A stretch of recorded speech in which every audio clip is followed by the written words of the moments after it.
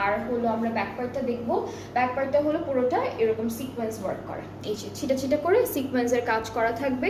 স্লিভসের পার্টটাও খুব সুন্দর করে এইভাবে এমব্রয়ডারি করা আছে। এই যে এই ড্রেসটা কিন্তু অনেক সুন্দর, এটা কালারটা মাশাআল্লাহ খুবই বিউটিফুল।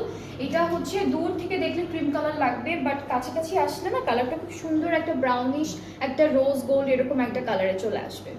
সো আমরা প্যানেল দেখি, এটা হলো ফ্রন্ট আর ব্যাক পার্টের দামানের প্যানেলটি থাকবে।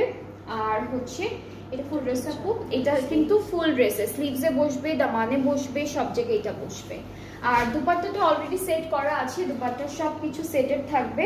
সো এটা হচ্ছে আমাদের দুপাট্টাটা, যেটা শিফন মেটেরিয়ালের মধ্যে আছে। পাড়ে হলো অলরেডি কিন্তু এই প্যানেলটা পাড়ে সেট করা, চারিদিকে সেট করা।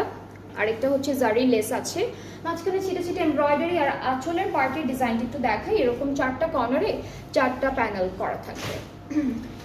সো এটা হচ্ছে আমাদের এই ড্রেসটার ফাইনাল লুক।